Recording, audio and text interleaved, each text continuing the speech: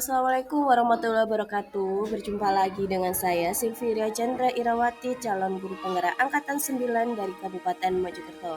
Di sini saya akan memberikan sedikit paparan tentang tugas ruang kolaborasi sesi praktik, yakni coaching dengan alur tirta. Di kelas 332B ini, saya difasilitatori oleh Ibu MG Fitriuli Praptiningsih dan pengajar praktik Bapak Denny Nasruddin Hilmi. Adapun tujuan dari praktek coaching dengan algoritma ini, yakni CGP dapat melakukan praktek coaching dengan CGP lain untuk membantu mengembangkan kompetensi coaching pada konteks pembelajaran.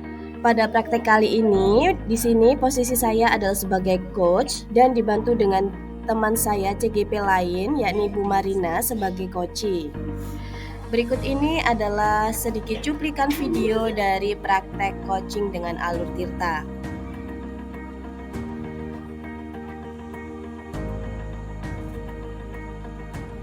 Assalamualaikum Bu Marina, selamat sore. Bagaimana kabarnya hari ini? Sehat? Waalaikumsalam Bu Silvi. Alhamdulillah kabar saya lumayan sehat. Agak flu sedikit ini Bu Silvi. Oh iya Bu Marina, dijaga kesehatannya nggih, karena memang di musim seperti ini memang banyak anak-anak yang sakit juga. Jadi kalau bisa kita gurunya juga tidak menularkan penyakit seperti itu ke anak-anak. Iya Bu, ini Oke. saya juga setiap hari pakai masker karena anak-anak kan kadang daya tahan tubuhnya itu kan masih belum sekuat kita. Oke. Oh iya Bu Marina, saya lihat-lihat kok Bu Marina sepertinya lagi ada banyak pikiran. Mungkin Bu Marina bisa di-sharingkan ke saya, ada apa yang terjadi? Iya Bu Silvi, ini loh saya tuh bingung lihat anak-anak itu. Saya tuh ada sedikit kendala tentang pembelajaran di dalam kelas saya. Saya ini gimana ya Bu Silvi ya? Ini kan anak-anak saya itu kan hitungannya dibilang besar itu juga masih belum besar, dibilang masih anak-anak itu juga usianya sudah bukan anak-anak lagi. Jadi saya tuh kadang, aduh ini diapain ya gitu loh Bu. Kalau boleh tahu Bu Marina ada kendala apa sih dengan anak-anak kok sampai sepertinya tuh kayak gelisah seperti itu, kayak enggak tenang seperti itu? Iya Bu, ini maaf Bu saya bercerita Bu, saya ini ada sedikit kendala ya bukan sedikit sih Bu, kayak sangat terkendala sekali eh, tentang pembelajaran di kelas ini loh. Jadi eh, saya tuh kan pengen banget Bu menerapkan tentang PSE itu loh Bu, pembelajaran PSE yang Nggih, tentang nggih. sosial emosional itu pada anak-anak saya. Tapi mereka itu loh Bu, agak sulit untuk menerima pembelajaran saya. Apa karena memang mereka itu masih belum paham, atau memang mereka itu belum fokus, atau itu saya tuh kadang, ih ini diapain ya anak-anak ini ya, sampai bingung saya Bu. Oh, nggih Bu Marina. Jadi, sore ini Bu Marina ingin membicarakan tentang kendala pada anak-anak tentang penerapan KSE di sekolah nggih? Iya, benar, Bu. Saya tuh ada kendala terkait pembelajaran KSE di sekolah. Saya tuh kepingin anak-anak saya itu ketika pembelajaran saya itu kan waktunya nggak begitu banyak ya, Bu, ya. Jadi saya ingin itu ketika anak-anak saya itu waktu saya beri hitungannya materi, itu mereka itu bisa meresap materinya itu dengan baik dan bisa memahaminya, yang penting kan itu. Jadi ketika saya mulai menerapkan KSE itu di dalam kelas, itu anak-anak itu ada Bu, namanya nggih anak SMP kelas 7 ya, masih perilakunya masih terbawa suasana di SD. Jadi ketika saya ingin mereka, "Ayo Nak, kita memejamkan mata." Lah, itu yang memejamkan mata hanya beberapa anak saja, yang lainnya itu yang ngintip, yang nyebuli telingai temannya, yang jawel-jawel.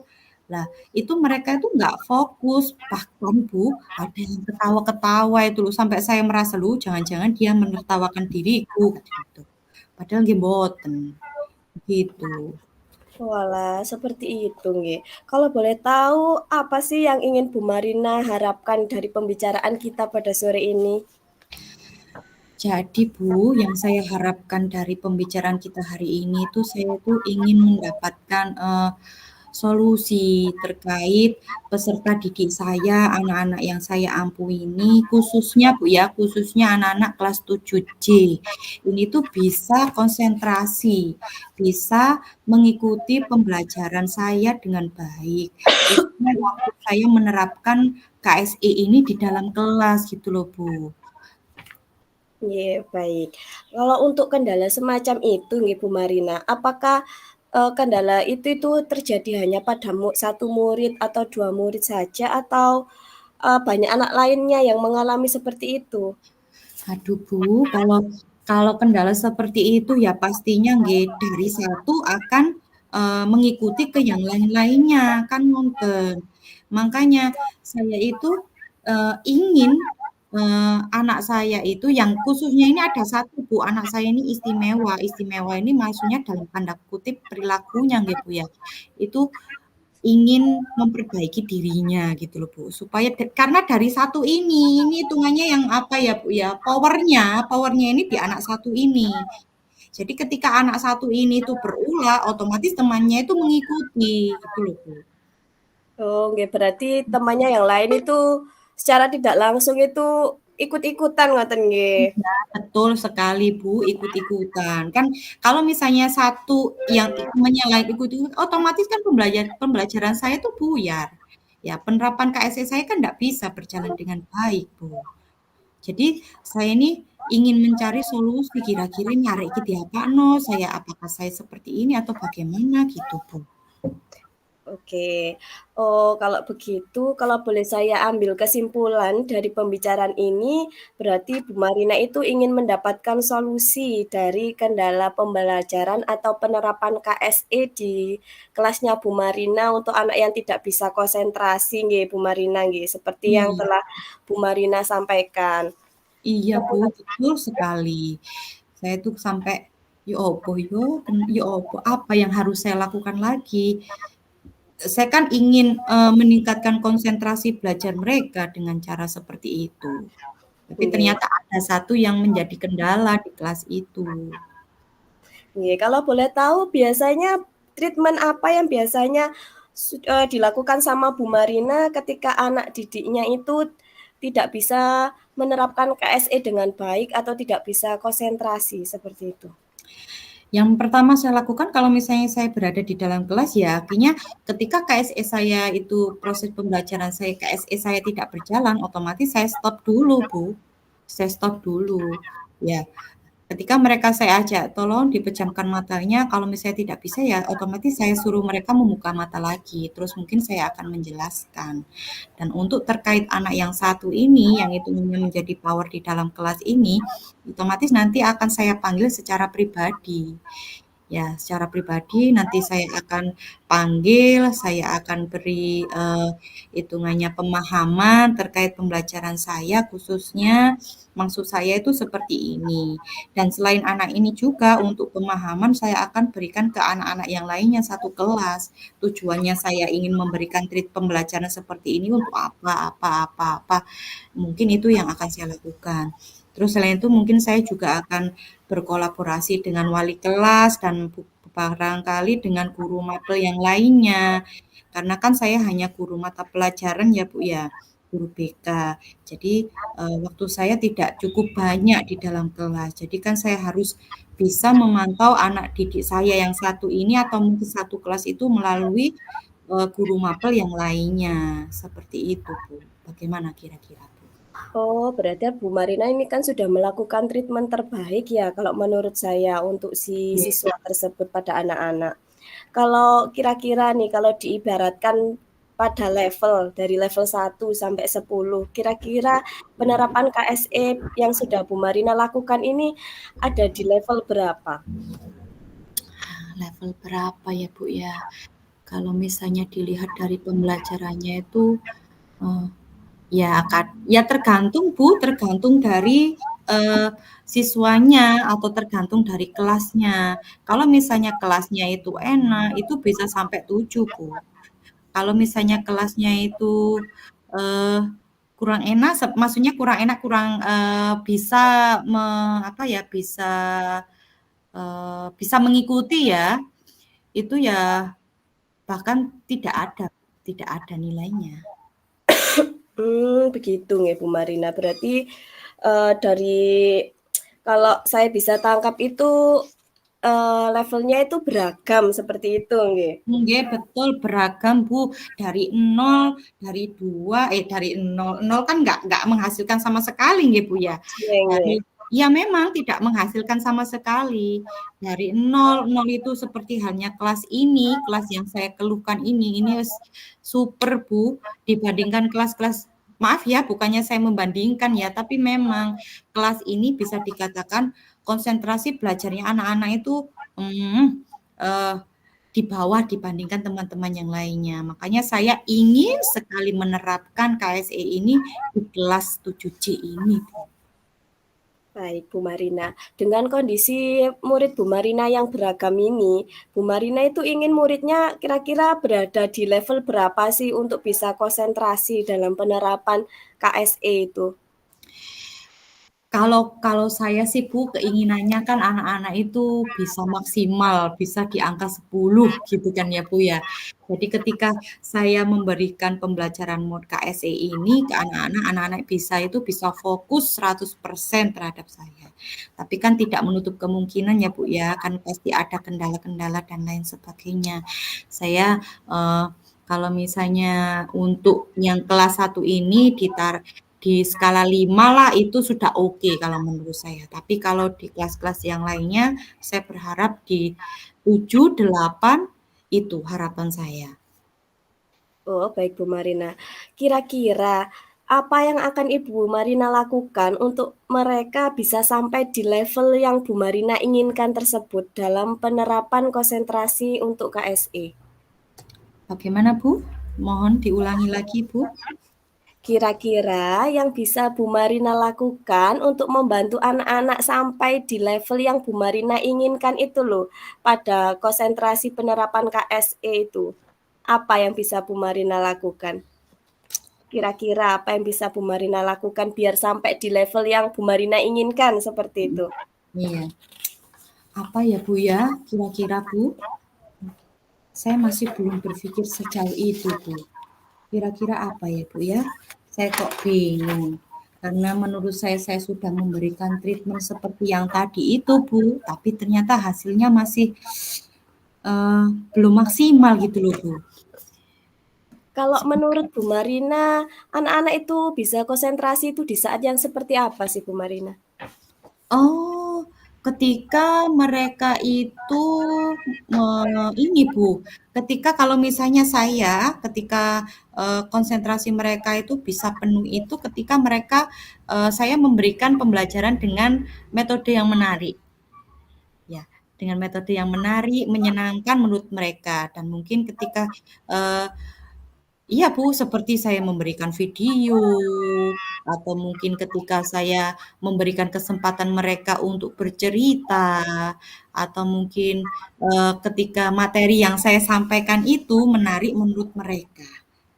Gitu, Bu. Apakah saya Nggih, harus mengganti model pembelajaran saya, Bu, supaya anak-anak itu tertarik? Karena saya masih belum mencoba yang lain-lainnya, Bu. nggih, saya kira kalau untuk penerapan pembelajaran itu sudah cukup menarik nggih. Tapi ini saya tanyakan, menurut Bu Marina, menurut pengamatan Bu Marina ini ya, anak-anak itu loh bisa konsentrasi penerapan KSE-nya itu di saat yang seperti apa? Di awal pembelajaran atau di semua situasi itu anak-anak bisa melakukan itu, seperti itu? Kalau misalnya, mereka itu ya di awal pembelajaran, Bu. Ya karena apa? Lah Karena kalau misalnya di awal pembelajaran itu kan kondisi mereka masih fresh, terus mereka datang dengan kondisi perut masih kenyang, masih bahagia, pikirannya juga masih segar, baru bangun tidur kan seperti itu, Bu. Tapi yang perlu digarisbawahi di sini masalahnya saya itu tidak pernah berada di jam pertama untuk di masing-masing kelas ini. Kan saya kadang ada di jam kedua, ketiga, bahkan ada mungkin jam terakhir, dan bahkan saya di kelas yang saya maksudkan ini itu saya hanya ada di jam terakhir, Bu. Seperti Oh, itu. begitu. Jadi Nggih. menurut Bu Marina itu anak-anak itu bisa konsentrasi dalam penerapan KSE itu ketika di awal pembelajaran saja nggih, ketika anak-anak itu belum menerima pembelajaran apapun maksudnya. Jadi pikirannya itu masih seger, masih fresh dan juga masih bersemangat. Seperti Iya, itu. iya betul sekali, Bu. Jadi seperti itu. Kemudian kira-kira untuk pelaksanaan PSE di awal pembelajaran seperti yang Bu Marina ceritakan tadi, apa itu juga ada kendala atau tidak kalau dilakukan di awal pembelajaran itu? Kalau di awal pembelajarannya pasti berkendala, Bu. Karena apa? Satu, jam saya kan jarang ada di jam pertama, kan seperti itu kendalanya. Terus selain itu, di kendalanya itu kan setiap pagi itu, saya kalau misalnya di jam pertama itu kan biasanya masih menangani kadang ada siswa-siswa yang berangkatnya terlambat itu, Bu. Jadi kadang waktu saya itu terbuang di situ. Jadi kalau misalnya saya masuk ke kelas pun, itu paling saya, eee telat lah Bu, telat paling mungkin 5 menit sampai 10 menit, dan dengan waktu saya yang hanya 40 menit, itu 30 menit kan otomatis durasinya nggak cukup gitu loh Bu. Ya Oh, jadi butuh waktu nggih. nggih. Berarti terhalang waktu ya. Iya. Kalau misalnya, apakah Bu Marina pernah memberikan waktu khusus, misalnya saat sebelum semester ini berakhir, atau itu entah di jam-jam kosong, waktu tidak ada guru jam mata pelajaran, memberikan penerapan KSI itu. Apakah Bu Marina pernah melakukan seperti itu?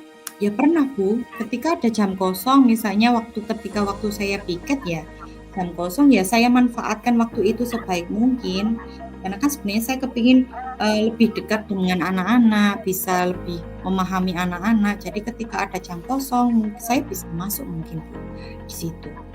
Kira-kira, untuk pelaksanaan PSE di awal pembelajaran tadi kan katanya Bu Marina kan tadi ada kendala. Cara mengatasi kendala tersebut gimana Bu Marina? Eee, di awal-awal ya otomatis ya saya itu tadi Bu, saya harus mencari caranya adalah mungkin, eee, meminta izin ke bapak ibu guru mungkin ya yang akan jam 1 kan hanya 40 menit, mungkin nanti saya akan, bablaslah sedikit atau mungkin, ketika jam kosong tadi atau mungkin, ketika kalau pulang sekolah sepertinya saya nggak mungkin deh Bu, karena anak-anak kan pulangnya juga sudah siang. Jadi ya jalan satu-satunya seperti itu. Oh, nggih, baik Bu Marina. Kapan kira-kira Bu Marina mulai menerapkan hal itu? Kalau misalnya saya ingin menerapkan kalau misalnya sekarang ini kan minggu terakhir ya Bu ya, kan minggu depan anak-anak kan juga mulai SAS. Jadi mungkin, mulai besok Bu, saya bisa mulai menerapkan atau mungkin butuh waktu 1 minggu terakhir ini mungkin. Oke, baik Bu Marina. Kita akan ketemu lagi minggu depan nggih. Saya ingin tahu perkembangan dari kegiatan yang Bu Marina lakukan. Nggih Bu, siap. Saya minggu depan, akan menemui Ibu lagi dan kita akan bercerita tentang, kendala saya itu apakah sudah sukses atau belum gitu nggih. Bagaimana perasaannya Bu Marina setelah sharing ke saya?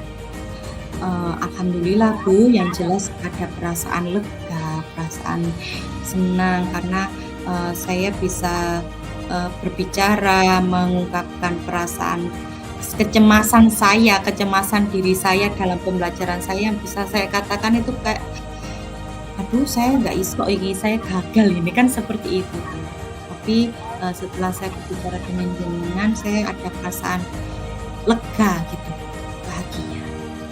Iya, alhamdulillah kalau begitu Bu Marina. Baik Bu Marina, kita berarti ketemu lagi minggu depan nggih. Nggih, betul. Ya, Bu, Nggih. siap. Sampai jumpa minggu depan ya Bu Marina. Assalamualaikum. Waalaikumsalam.